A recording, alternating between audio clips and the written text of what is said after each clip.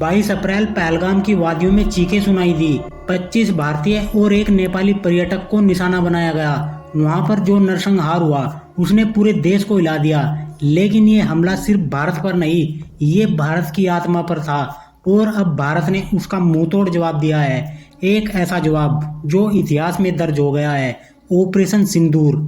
भारतीय सेना की कर्नल सोफिया कुरैशी और वायुसेना की विंग कमांडर व्योमिका सिंह ने एक संयुक्त प्रेस कॉन्फ्रेंस में बताया, भारत ने 7 मई की रात 1:05 से 1:30 बजे के बीच पाकिस्तान और पीओके में 9 आतंकी ठिकानों को मिसाइल स्ट्राइक में तबाह कर दिया है।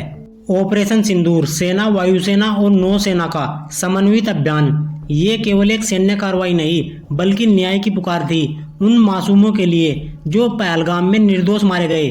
विदेश सचिव ने स्पष्ट कहा, ये हमला जम्मू कश्मीर के विकास, पर्यटन और सामाजिक सौहार्द को निशाना बनाकर किया गया था। इसका मकसद था देश को भीतर से तोड़ना। भारतीय सेना ने जिन आतंकी ठिकानों को शिकार बनाया उनमें है मरकज सुबान अल्लाह, बहावलपुर, ये जैसे मोहम्मद का आतंकी संगठन है। दूसरा है मरकज तैयब मुरीद के, ये लश्कर तैयबा का आतंकी संगठन है। तीसरा है सरजल तेरा कला, जैसे मोहम्मद का आतंकी संगठन है। चौथा है महमूना जोया, सियालकोट, हिजबुल्लाह मुजाहिदीन का आतंकी संगठन है। पांचवा है मरकज अहले हदीस बरनाला, लश्कर तैयबा का आतंकी संगठन है।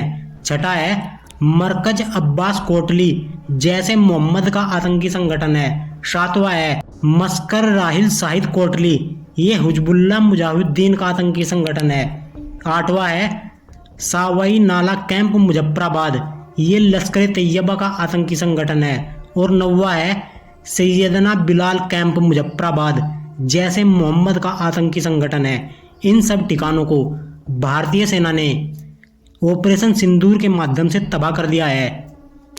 भारतीय सेना ने पीआईबी के माध्यम से ऑपरेशन सिंदूर की जानकारी दी।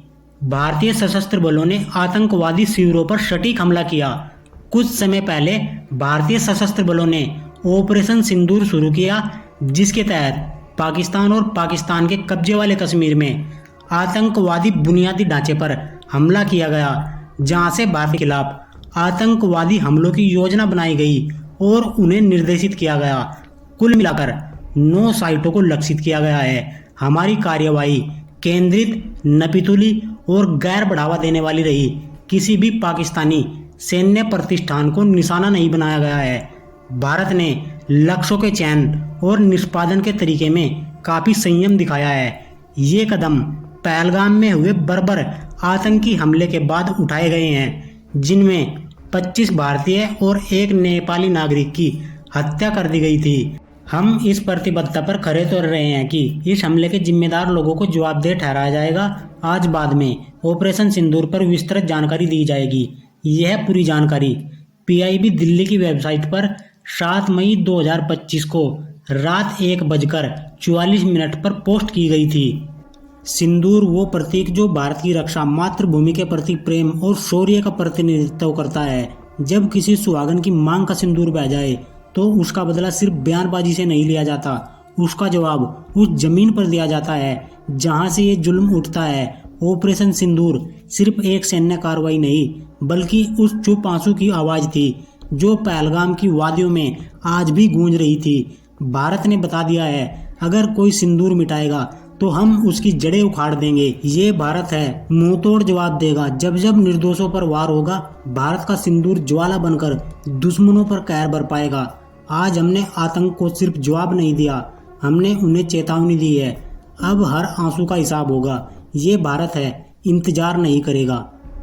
तो फ्रेंड्स, यह था ऑपरेशन सिंदूर, जिसके माध्यम से भारतीय सेना ने पाकिस्तानी आतंकियों को करारा जवाब दिया है।